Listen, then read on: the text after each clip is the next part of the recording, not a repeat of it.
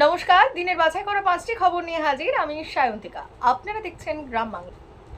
তারা বকেয়া টাকা পাচ্ছেন না। কয়েক মাস ধরে ডেঙ্গু প্রতিরোধ অভিযানে কাজ করে চলেছেন নিয়মিত। বাধ্য হয়ে মঙ্গলবার বকেয়া মেটানোর দাবিতে হাওড়া পুরসভার মূল গেটে কালো ওড়না বেঁধে বিক্ষোভ দেখালেন অস্থায়ী স্বাস্থ্যকর্মীরা। বিক্ষোভ চলাকালীন এদিন পুরসভার প্রবেশ করতে দেওয়া হয়নি কাউকেই। আমরা এখানে ডেঙ্গুর স্প্রেম্যান, আমাদের যখনই আসছে তখনই বলছে মাইনে দেবো বলে ঘুরিয়ে দিচ্ছে, তারপরে আবার জেকে সেই এই কোম্পানির ঘরে পাঠাচ্ছি বলে কোম্পানি বলছে আমরা কিছু জানি না। কত টাকা মাইনে আপনাদের? আমাদের 7,400 টাকা। সেটাও পাচ্ছেন না, সেটাও দিচ্ছে না আমাদের। আমরা এটা হয়ে গেল 4 মাস। কাউকে জানিয়েছেন এটা নিয়ে? আমরা কিছু জানাচ্ছি কিন্তু হচ্ছে না, কোনো লাভই হচ্ছে না। আজকে আপনারা কেন জমায়েত হলেন? আমরা ওই টাকার জন্য আমাদের কনফার্ম আজকে বলেছিল কর্পোরেশন থেকে যে আমরা দিয়ে দেবো। আজকে পান না না, আজকেও দেয়নি। মানে ওরা কোম্পানির ঘরে ছেড়ে দিচ্ছে, কোম্পানি বলছে আমরা এখন দিতে পারছি না, আমাদের পান নেই। এবারে কি এইভাবে চলতে এবারে কি করব আমরা নিজেরাও জানি না। আপনারা কি আমরা contractual? হ্যাঁ দিচ্ছেন আপনাদের? না, দেখুন, এটা নিয়ে আমি প্রথম কথা বলি, ওনাদের এটা একদম ঘটনা যে ওনাদের কয়েক মাসের বেতন বাকি আছে এটা।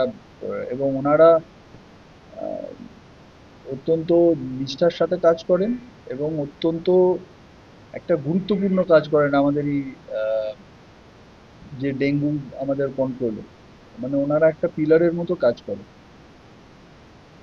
আনফর্চুনেটলি কিছু ফাইল, কিছু মানে আমি বলবো যে টেকনিক্যাল ইস্যুস এইসবের জন্য ওনাদের ফান্ডটা আমরা আমরা রাজ্য সরকার, আমাদের যে ডিপার্টমেন্ট, আমরা কথা বলছি কন্টিনিউয়াসলি। ওনারাও আশ্বাস দিয়েছেন যত তাড়াতাড়ি সম্ভব ওনাদের এটা রিলিজ করে দেবেন।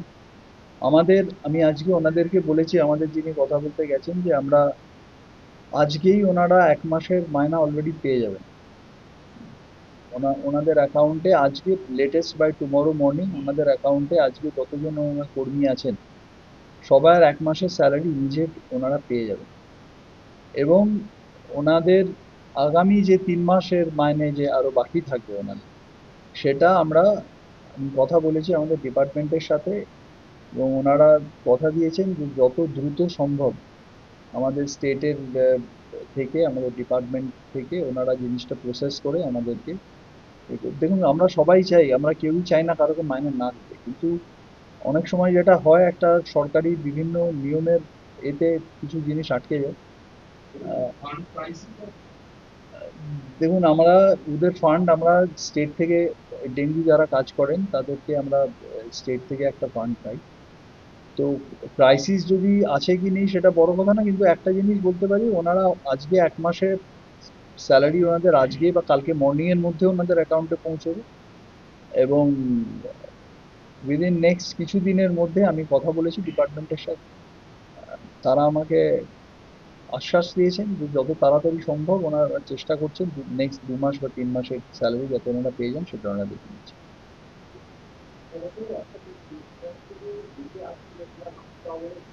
একটা জিনিস প্রথম থেকে আমি আমি সবাইকে, ডে ওয়ান থেকে, আমাদের জবে থেকে মাননীয় মুখ্যমন্ত্রী আমাদের দায়িত্ব দিয়েছেন, আমি একটা কথা বলি, আমরা কিন্তু ওনাদের সঙ্গে আমার ইনফরমালি অনেকবার কথা হয়েছে। আমরা কিন্তু ওনাদের সঙ্গে সমস্ত জায়গায় কথা বলেছি। ওনারা আমাদের এইচএনসির পরিবারের সদস্য বলে মনে করি, কারণ ওনারা একটা খুব গুরুত্বপূর্ণ কাজ করেন। এবং কোথাও কোনো এন্ড থেকে, আমাদের অ্যাডমিনিস্ট্রেশন এন্ড থেকে কেউ ওনাদের সঙ্গে কোনো মিসবিহেভ করা বা এগুলো কেউ করি না আমরা, কারণ আমরা ওনাদেরকে পরিবারের সদস্য ভাবি। কিন্তু কোনো একটা কারণে, যেটা হতে পারে একটা সরকারি কাজে, আপনারা বুঝতে পারেন নানা রকম ইস্যুস থাকে, এতগুলো দপ্তর আছে, তো কোথাও একটা কোনো কারণে হয়তো তাদের স্যালারিটা এই কয়েক মাসের জন্য তাদের অসুবিধা হয়েছে, যেটা হওয়া উচিত ছিল না। কিন্তু সেটার জন্য সাধারণ মানুষকে আহ, এতটা বিড়ম্বনার মধ্যে ফেলে, যেখানে আমরা কিন্তু অ্যাডমিনিস্ট্রেশন হিসেবে আমরা 100% কোঅপারেট করছি, এবং সেটা আমি ওনাদেরকে আগেও জানিয়েছি, আজকেও আমি কথা বলেছি। কোথাও একটা কাজ করতে গেলে দেখুন, অসুবিধা হঠাৎ করে হতে পারে, এইটা আমি জানি ওনাদের কষ্ট ব্যাপারটা, কিন্তু এটা ওনাদেরও একটু মাথায় রাখলে ভালো। আমরা ওনাদের সঙ্গে সবসময় আছি। ওনাদের যে জায়গাটা এই কারণ আমি নিজে, আমাদের কমিশনার ম্যাডাম, আমাদের বোর্ডের মেম্বাররা প্রত্যেকে আমরা যোগাযোগ রাখছি যাতে করে ওনাদের এই সমস্যা মিটে যায়। তো ওনাদেরকেও বুঝতে হবে যে আমরা কেউ প্রতিপক্ষ নই। আমরা একসাথে কাজ করছি, ওনাদের কোনো একটা সমস্যা হয়েছে, আমরা আপ্রাণ চেষ্টা করছি সেটাকে মেটানো। তো ওনারা যদি এসে আমার সাথে 10 জন কথা বলতেন তাহলে ব্যাপারটা মিটে যেত। তো এখানে অবরোধ করে ধরুন আপনি এতজন এখানে অবরোধ আপনি কখন করবেন? যেখানে অ্যাডমিনিস্ট্রেশন কথা বলতে চাইছে না, যেখানে ধরুন আপনি কথা বলতে চান, আমরা বলছি না কথা বলবো, সেখানে আপনি অবরোধ করতে পারেন যে আমাদের কথাই শুনতে চাইছেন। আমরা তো কোথাও বলিনি কথা শুনবো না। ওনারা অনায়াসে 10 জন, 15 জন, 20 জন আমার এখানে এসে আমি তো সবার সাথে কথা বলি, ঘরে এসে কথা বলতে পারতেন। আমি ওনাদের আনঅফিসিয়ালি বুঝিয়েছি, অফিসিয়ালি বুঝিয়ে দিতাম যে দেখুন সমস্যাটা কোথায়। তো এটা একটা আমার আমার মনে হয় ব্যাপারটা এইভাবে হলে অনেক ভালো হতো। আসছি পরবর্তী খবরে। 2025 সালে এসেও ওদের ভরসা খালের পাশে চুয়ার জল। ভাবতে অবাক লাগলেও এটাই বাস্তব। রাজ্য জুড়ে উন্নয়নের হোর্ডিং, শাসক দলের দাবি জঙ্গলমহল হাসছে। তবে 2025 সালে পানীয় জলের সমস্যায় ভুগছে বাঁকুড়ার জঙ্গলমহল। এগুলো কিসের জল নিচ্ছেন? বালি চুয়া। মানে কি কাজে লাগবে জলটা? তো রান্না হয়, খাওয়া হয়। তো এমনি টিউবওয়েল নেই? টিউবওয়েলে আছে হলো ওটা আমাদের ওই লাল লাল বেরিয়ায়, ওর জন্য আমরা ওটা নিই নাই। তো এই এই জল খেলে শরীর খারাপ হয়নি? না, এই তো এক মাথা থেকে এক গোড়া থেকে আমরা এই জলেই খাচ্ছি। হ্যাঁ, আর এমনি বাড়ি বাড়ি যে পানীয় জলের কল, তাহলে ওটা আমাদের নাই, বসে না? ওটা ব্যবস্থা নাই। তো কতদিন খাচ্ছেন এই জল? প্রায় আমাদের এখানে বছর চলে যাচ্ছে। আর গ্রামের টিউবওয়েল কটা আছে? একটি ওরা জল খাওয়া যায়নি? খাওয়া যায় না, গন্ধ করে। না আর আয়রন? সে আয়রন জল উঠে, সে লাল লাল। রান্না বান্না রান্না বান্না ওই জল তো হয় না। ওই জলে হয় না, সব এই ওই জলে? ধোয়া দেখলে বাটি গোসল। সব এই জলেই? হ্যাঁ, খাওয়া ধোয়া, কাঁচা জল খাওয়া, ভাত রান্না এই জলের থেকে হয়। দিদি এগুলো কিসের জল নিয়ে যাচ্ছেন? আমরা এই চুয়ার জল নিয়ে যাচ্ছি, বালি চুয়ার জল নিয়ে যাচ্ছি। কি কাজে লাগবে এই জল? এই রান্না খাওয়া হয়। তো টিউবওয়েল নেই গ্রামে? গ্রামের টিউবওয়েল আছে, জলটা মানে খারাপ, রান্না করলে ভাতটা সবুজ হয়ে যায়। ও, আর তাহলে এই জল খেলে শরীর খারাপ হয়নি? না, শরীর খারাপ হয়নি। কতদিন ধরে খাচ্ছেন এই জল? এটাই হয়ে গেল প্রায় 5-6 বছর। হ্যাঁ, যতদিন বসবাস ততদিন আমরা খাচ্ছি এখানে। এই জলেই এই খাচ্ছেন? জলেই খাচ্ছি, এই জলেই চান করা, এই জলেই আমাদের কাঁথা কাপড় গ্রীষ্মকালে এখন তো জল আছে, কাঁথা করে কাচ্ছি। তাহলে জলটাই গেলে আমরা এই জলেই সব কিছু। তো এই যে ডাবা নিয়ে আসি। এই চুয়াটা কতদিন করেছেন? এটা কুড়া হয়ে গেছে বলছি, যারা যা এখানে বাস করেছি হুম। তাই নদীর জলে। না, এই যে চুয়ার থেকে যে জলটা নিলেন, এই চুয়াটা কুড়েছেন কতদিন আগে? এটা বলছি যে এই জানলে আমরা বসবাস করেছি তার জন্য আমরা এই কুয়ায় জল খাচ্ছি। মানে এই যে দেখছো চুয়াগুলো, এখানে একটা ওইখানে একটা, যদি শেষ হয়ে যায় তখন আর ওইটা করে ওইটা দেখছো না, কুয়াইলে গোটাই বনানো আছে। ও, মানে পরপর চুয়া কুড়তেই থাকেন? হ্যাঁ, করতেই থাকে। বিষয়টা সর্বৈব মিথ্যা। মানুষজনের জন্য আমরা রাজনৈতিক আন্দোলন করে ক্ষমতায় এসেছি তাদের ভোটে। তাদের জন্য আমরা সুতান এলাকায় শুধু নয়, গোটা বনভূমি এলাকা, রানীগঞ্জ ব্লকের সমগ্র এলাকায় পর্যাপ্ত পানীয় জলের ব্যবস্থা আমরা করেছি টিউবওয়েলের মধ্য দিয়ে। কোথাও পরিশ্রুত পানীয় জল পাইপলাইনে, আবার কোথাও নলকূপের মধ্য দিয়ে পরিষেবা। ওরা যারা বলছে তারা আসলে ডাল সিদ্ধ করার জন্য চুয়া থেকে জল নিয়ে ডাল সিদ্ধ করে, ঠিক এইরকম। কিন্তু পানীয় জলের কোথাও সংকট নেই। কিন্তু বাড়ি বাড়ি পানীয় জলও হয়নি বলছে? না, অবশ্যই বাকি আছে। ওইখানে পাইপলাইনের মধ্য দিয়ে জল পৌঁছে দেওয়া কষ্টসাধ্য ব্যাপার। আপনারা বুঝতে পারছেন ওই এলাকাটার ভৌগোলিক অবস্থান, একদিকে নদী, ছোট নদী, পাহাড়, সেখানে পাইপলাইনের মধ্য দিয়ে, মেশিনের মধ্য দিয়ে কাজ করা একটু কষ্টকর। তাহলে সময় যেহেতু গ্রীষ্মকাল আমরা পেয়ে যাচ্ছি, এবছরের মধ্যে সব সম্পূর্ণ করে দেব। হ্যাঁ, এই ব্যাপারে আমাদের পঞ্চায়েতে অ্যাপ্লিকেশন করা হয়েছিল, যেটা আমাদের পঞ্চবার্ষিকী পরিকল্পনা বলে। সেটা আমাদের হয়েছিল আপনার এই 23-24 যে পঞ্চবার্ষিকী পরিকল্পনা, সেখানে আমাদের দেওয়া আছে যে এইখানে আমাদের সুতান আমনাগা পাড়াটাতে যে পানীয় জলের সমস্যা।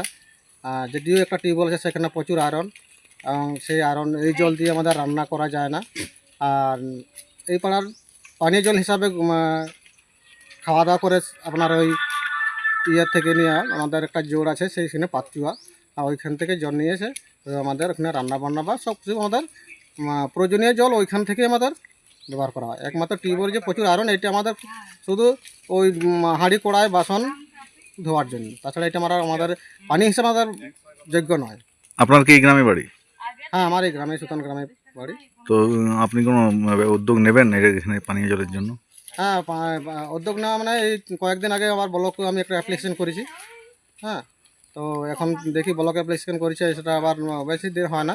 তো বাড়ি বাড়ি বাড়ি পানীয় জল তো হয়নি এখন? না, এখানে আমাদের যদিও পিএইচ লাইন আমাদের দেওয়া আছে, এটা কোনো এখনও ট্যাপ কালেকশন হয় না, তারপরে জল তো ছাড়েই না। ঠিক, সমস্যা প্রচুর। হ্যাঁ, প্রচুর সমস্যা।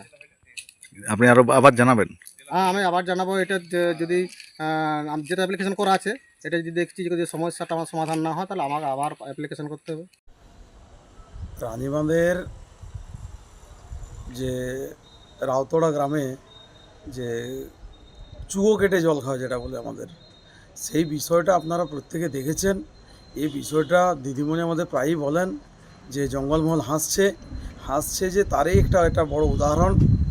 এরপর জঙ্গলমহলের মানুষ তার যোগ্য জবাব দেবে 26-এ। তাদেরকে ভুল বুঝিয়ে যেভাবে মানুষের অধিকারকে বঞ্চিত করা হয়েছে, তার বিচার এই 26-এ হবে। এটা আপনারা প্রত্যেকে দেখছেন। বাঁকুড়া জেলা বিজেপির সম্পাদক দেবাশিস রায়। আসছে পরবর্তী খবরে। রাজ্যের প্রথম সরকারি জেলা হাসপাতালে ব্রেস্ট ট্রান্সপ্লান্ট করা হলো এক ক্যান্সার রোগীর। আসানসোল জেলা হাসপাতালে রাজ্যের বিশিষ্ট শল্য চিকিৎসক তথা পিজি হাসপাতালের ব্রেস্ট চিকিৎসার সর্বময় কর্তা দীপেন্দ্র সরকারের তত্ত্বাবধানে এবং নেতৃত্বে এই ব্রেস্ট ট্রান্সপ্লান্ট করা হয় এক মহিলার। দেখুন, এটা অবশ্যই একটা মাইলস্টোন অ্যাচিভমেন্ট বলতে পারেন।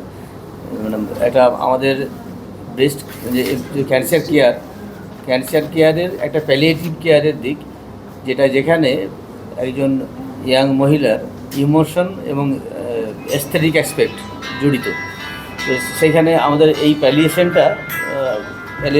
সার্জারি যেটা হচ্ছে, সেটা অবশ্যই একটা মাইলফলক আমরা অর্জন করছি। কিন্তু আপনারা আগেও যেটা শুনলেন যে এই ফান্ডের ব্যবস্থা কিন্তু আমাদের নেই, এটা মেয়র কেয়ার ফান্ড থেকে দেওয়া হয়েছে এই ইমপ্লান্টের খরচ।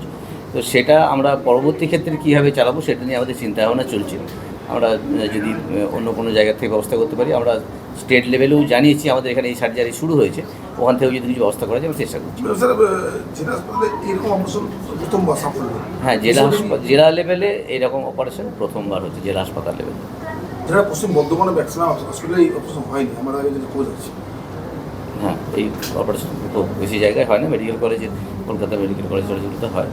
পশ্চিমবঙ্গের স্বাস্থ্য দপ্তরের তরফ থেকে 2021-22 এই সময় থেকে প্রথম ক্যান্সার চিকিৎসায় বিকেন্দ্রীকরণ নিয়ে ভাবনা চিন্তা শুরু হয় এবং এই যে বিকেন্দ্রীকরণ আমরা শুরু করি, তার প্রথম ধাপ হিসেবে 2023 সালের প্রথম 6 মাসে টোটাল 37টি হাব এবং স্পোক তৈরি করা হয় পশ্চিমবঙ্গের বুকে। এটা ভারতবর্ষ তথা এশিয়ার জন্য সর্বপ্রথম এই ধরনের একটা উদ্যোগ, যে ক্যান্সার চিকিৎসাকে একেবারে মানুষের কাছে পৌঁছে দেওয়া। তার কারণ ধরুন, এর পরবর্তীকালে আমরা যেটা শুরু করলাম যে বারে বারে ইন্টারঅ্যাকশান করা, এবং 4 ফেব্রুয়ারি ওয়ার্ল্ড ক্যান্সার ডে উপলক্ষে রুহুলদা, অমিত, তারা সবাই স্বাস্থ্য ভবনে গিয়েছিলেন। মাঝে অনেকগুলো ভিসি হয়েছে, সেই ভিসিতে সেমোয়েদ সাহেব ছিলেন, সুপার সাহেব ছিলেন, এবং পরশুদিন আরেকটা ভিসি আছে। আজকে আবারও আমাদের আসানসোল জেলা হাসপাতালের তরফ থেকে আমি মনে করি একটি খুবই গর্বের দিন এবং খুব গুরুত্বপূর্ণ দিন। আজকে 18ই মার্চ 2025 আমাদের আজকের এসএসএইচ বিল্ডিংয়ের অপারেশন থিয়েটারে একটা খুব ভালো অপারেশন হচ্ছে, যেটা আমার মনে হয় যে কোনো জেলা লেভেলের হাসপাতালে এটা এখনও পর্যন্ত কোথাও হয়নি। এবং এর জন্য মানে সবাইকে আমি ধন্যবাদ দিতে চাই যে সার্জেন আমাদের এসেছেন ডক্টর দীপেন্দ্র সরকার, পিজি হসপিটাল যেটাকে বলি আইপিজি এমইআর। উনি হচ্ছেন head comprehensive breast services nodal person West Bengal, এবং ডক্টর রনিত রায় এমএস এমআর বাঙ্গুর থেকে এসেছেন, এবং আমাদের সমস্ত জেনারেল সার্জারির লোকজন ওটিতে আজকে আছেন। ঘটনাটা যেটা হলো, প্রায় 7-8 মাস আগে সেপ্টেম্বর মাস নাগাদ একটি ফিমেল পেশেন্ট বছর 35 বয়স। তার হচ্ছে গিয়ে স্তনে একটা টিউমার নিয়ে এসেছিলেন, ব্রেস্টে একটা টিউমার নিয়ে এসেছিলেন ডাক্তারবাবুর কাছে। উনি দেখে, ডাক্তারবাবু দেখে এক্সামিনেশন করে যেটা করা হয় তাকে ইনভেস্টিগেশন যেন পাঠানো হয়, আলট্রাসোনোগ্রাফি করা হয়। মানে যে টিউমারটা খুব একটা ভয়ঙ্কর নয়, ক্যান্সার নয় আর কি। আসছে পশ্চিম মেদিনীপুরের একটি গুরুত্বপূর্ণ খবরে। পশ্চিম মেদিনীপুর জেলার মোহনপুরে ফের প্রকাশ্যে এলো তৃণমূলের গোষ্ঠীকন্দল। বিধায়ক ঘনিষ্ঠ তৃণমূল কর্মীকে তুলে নিয়ে বেধড়ক মারধর প্রাক্তন ব্লক তৃণমূলের সভাপতির। গুরুতর আহত অবস্থায় ভর্তি এগরা সুপার স্পেশালিটি হাসপাতালে। স্যার, আমি রাত 8টা বাজতে 5 মিনিট বাকি কি 5 মিনিট বেশি, 8টা 5 নাগাদ ওখানে একজন কোয়াক ডাক্তার আছে, ওই ডাক্তারের চেম্বারে আমি বসেছিলাম। দিয়ে হঠাৎ আমার একটা ফোন আসতে আমি ওই চেম্বার থেকে বাইরে বেরিয়ে কথা বলছি। তখন হঠাৎ 4 জন এসে আমাকে ধরে নিয়ে রাস্তার উপর টেনে নিয়ে যায়। আমি কি বলতে বলতে আমার পাঞ্জাবি ধরে ছিঁড়ে আমাকে মাটিতে ফেলে দেয়। দিয়ে আমার বুকে 2-3টা ঘুষি মারে। তখন আমি একজনের মুখের কাপড়টা, মানে জীবন বাঁচানোর জন্য আমি একজনের মুখের কাপড়টা আমি টেনে দিই। তখন চিনতে পারি যে ওই ছেলেটা আতলার, ওর নাম হচ্ছে শেখ মসি। তারপরে ওরা আমাকে মুসলিম বলে আমি চিনলাম কি করি না, ওদের মধ্যে একজন বলছে, সালাম এমএলএকে দিয়েছিস ঘর ভাড়া, এমএলএ এখানে পার্টি অফিস খুলেছে আর তুই বহুত পয়সাওয়ালা হয়ে গেছিস, দালালি করছিস, আজ তোকে শেষ করে দিব। এই কথা বলার পরে 2-4টা ঘুষি মারার পরে আমি যখন উঠে পড়ি, তখন ওই ডাক্তারবাবু যে ছিলেন উনি ওনার চেম্বারের দিকে আমাকে ঠেলে দেন। আমি চেম্বারের মধ্যে পড়ে যাই। দিয়ে ওরা তখন 2টো বাঁশের লাঠি এনে 2জন 2 সাইড থেকে আমাকে পিটতে আরম্ভ করে।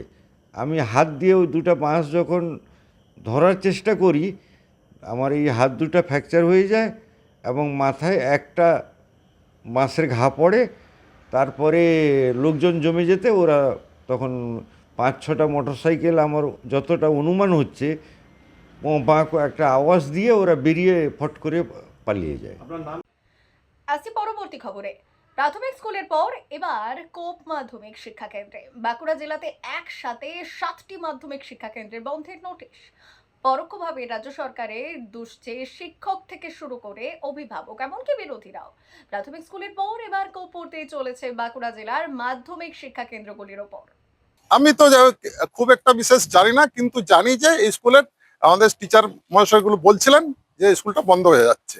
আমরা চাই এই স্কুলটা মানে সঞ্চালিত থাকুক এবং টিচারের সংখ্যা বাড়াক। টিচার কম থাকার জন্য এই স্কুলটায় ছেলে পড়াশোনা করছে না। ভর্তি হচ্ছে না তো? হ্যাঁ, শিক্ষকের কম থাকার জন্য। কারণ কি, ছেলেরা পড়বে কোথায়? 2টো মাত্র টিচার। তাহলে যেহেতু দুটো টিচার, একটা তো অফিসিয়াল ওয়ার্ক আর হেডমাস্টার, ও নিজের কাজ করতে ব্যস্ত থাকার, একজনে 4-5 ক্লাস কিভাবে করবে, পড়াবে ছেলেদের? সেই কারণে কোনো গার্জেন বিশ্বাস করছে না যে এটাই পড়ুক। সেহেতু আমরা চাই এটা স্কুলটা না তুলে টিচারের সংখ্যা বাড়ানো হোক। স্কুলে শুনলাম যে স্কুলটা উঠে যাচ্ছে, তো উঠে আসা তো উচিত নয়। স্কুলটা থাকাটাই দরকার গ্রামের মধ্যে। কেন উঠছে, কি মনে হচ্ছে? ছেলে ভর্তি করতে চাইছে না, সেই জন্য উঠে যাচ্ছে। কিন্তু ছেলেটা ভর্তি হচ্ছে না মাস্টারের জন্য। মাস্টাররা ভালোভাবে পড়ছে না। মাস্টার কিন্তু ভালো, কিন্তু পড়াশোনাটা হচ্ছে না। মাস্টার এখন 2জন আছে। এইভাবে যদি পড়াশোনাটা করায়, স্কুলটা উঠে গেলে আমাদের সমস্যাই বটে। যে রোড পেরিয়ে আমাদের বাচ্চাদিকে স্কুল যেতে হচ্ছে। আন্দারতল অনেক কিছু পড়েছি, শুনেছি।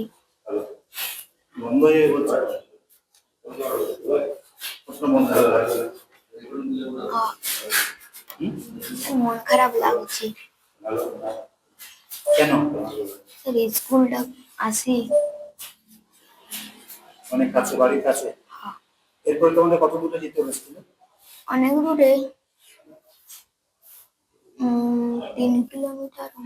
3 কিলোমিটার? সেখানে অনেক অসুবিধায় পড়তে হবে। সাইকেল খারাপ হয়ে গেলে যাতে বাবা এই হাইডে চলে আসবো। মন খারাপ লাগছে? সরকারি তরফ থেকে আমার কাছে এখনো পর্যন্ত কোনো নির্দেশিকা আসেনি। আমাকে শিক্ষক হিসেবে অন্য স্কুলে স্থানান্তরিত করা হয়েছে, তার নির্দেশিকা এসেছে। স্কুলটা উঠে যেতে তার নির্দেশ, আমি সরকারের তরফ থেকে কিছু পাইনি। আমি বিশেষ সূত্রে অর্ডারগুলো বের করেছি। মানে জেলা থেকে ব্লকে আসবে, ব্লক থেকে আমাকে নির্দেশ দেবে, সেই নির্দেশ আমি কিন্তু এখনো পাইনি ব্লক থেকে। স্কুল ক্লোজারের যে লিস্ট আদেশ কিন্তু জেলায় তো বেশ কিছু স্কুলের সঙ্গে আপনার সুযোগ আছে। আছে। সেখানে কি মনে হচ্ছে, কেন, কি কারণ, আমি রিপোর্টার, কি কারণে এটা মনে হচ্ছে, ক্লোজটা কেন? ওনারা বলছেন যে স্টুডেন্ট সংখ্যা কমে যাচ্ছে, কিন্তু আমি যে অর্ডারগুলো বিশেষ সূত্রে বের করছি সেখানে লেখা আছে ছাত্র সংখ্যা যদি 20-র নিচে হয় তাহলে কমে যাবে, স্কুলটা বন্ধ হয়ে যাবে। কিন্তু আমার স্কুলের ছাত্র সংখ্যা ওনারা দেখিয়েছেন 18, ঠিক আছে, কিন্তু বাংলার শিক্ষা পোর্টাল এখনকার দিনে যে নথিভুক্ত ছাত্র সংখ্যা, সেখানে আমার স্কুলের ছাত্র সংখ্যা 21। তাহলে এটা কেন হলো? সেটা তো ওনারা করেছেন, ওনারা বলতে পারবেন, আমি বলতে পারবো না। কি কেন 18 হলো, কোথেকে হলো, এটা আমারও প্রশ্ন যে 18 সংখ্যাটা ওনারা পেলেন কোথায়?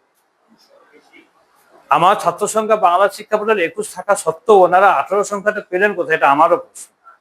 সেটা যারা দিয়েছেন তারাই বলতে পারবে, সেটা তাদের কাছে আমারও প্রশ্ন যে এটা পেলেন কোথায়, আমিও জানতে পারলে ভালো হতো। দিনের বাছাই করা 5টি খবর নিয়ে হাজির থাকবো আমি, আর সঙ্গে থাকবেন আপনারা।